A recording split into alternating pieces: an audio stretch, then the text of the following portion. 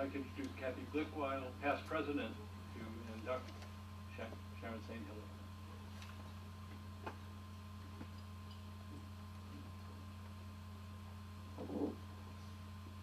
Sharon St. Hilaire has been a change agent for public libraries since beginning her career in 1976 when she opened the East End branch of the Fall River Public Library.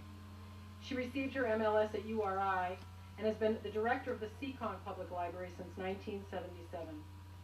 Sharon has held a number of leadership positions throughout her career. She was the project manager for the ABLE Network.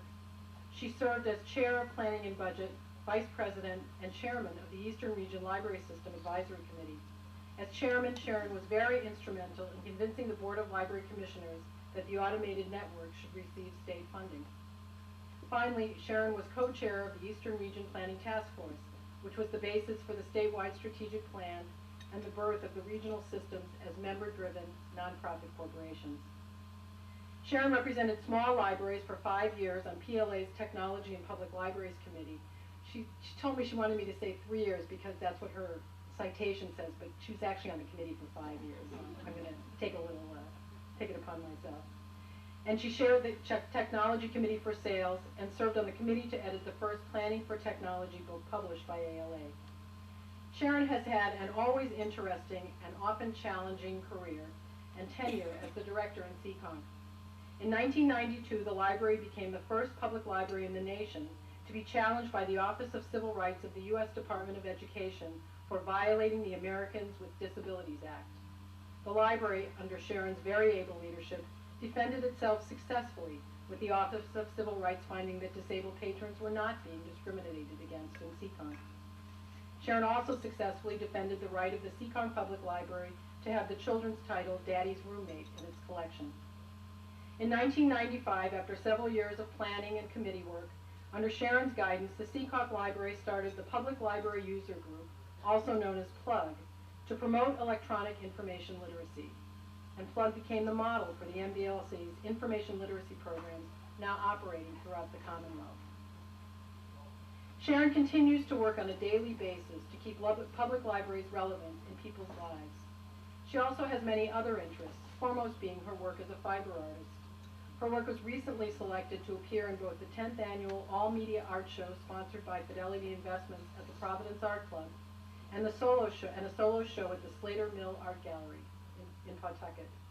She is an accomplished gardener, an excellent cook, and makes a mean raspberry jam. I am honored to induct Sharon St. Hilaire into the Mass Library Association's Hall of Fame.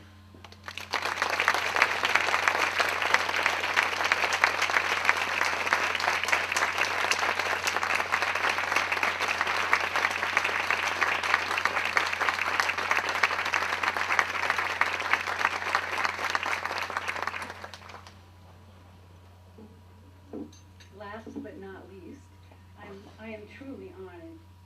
And as Ruth said, it really made us reflect on our lives and what we've done, and it's only 10 years, Ruth, it's not 30 years. So what I came up with was the 10 things that I've learned in the last 30 years as a public library director. Number 10, stay relevant.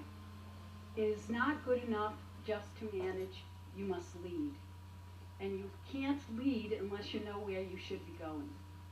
Number 9, understand that the key to a political campaign is knowing your demographics. If you are in a library, you are involved in politics. We've heard that said already. Knowing your demographics is the key to strategic planning, to marketing, and all the rest. Number 8, stay relevant. You don't have to do it all, but you must know that the world is flat and it's green. You must know that people Twitter, Meebo, Ning, and have a second life, even if you don't. Number 7, give them what they want, not what you think they should want. Get them into your buildings and onto your website.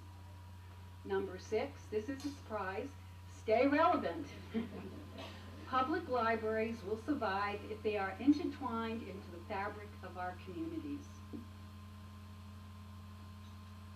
As she changes the page. And therefore, what you need to know is your demographics.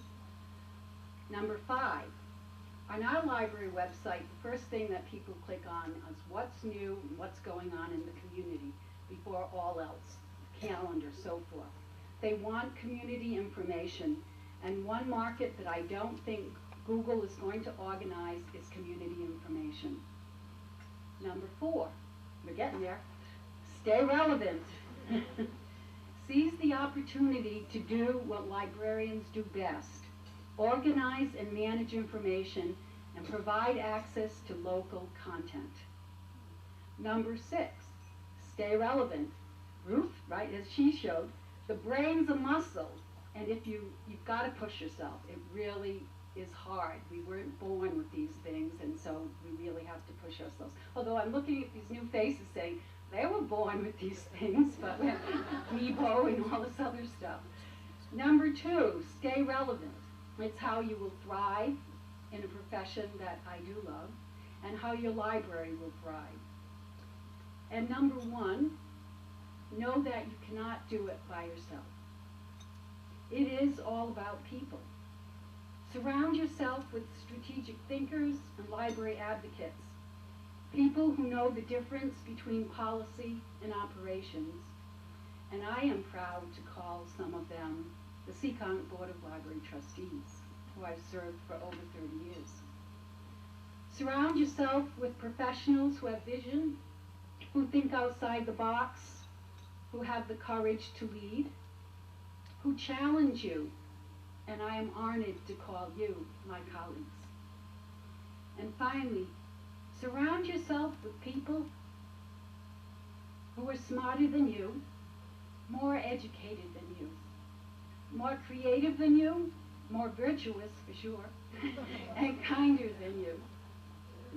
People you can learn from, and I am honored to call them my co-workers at the Seekonk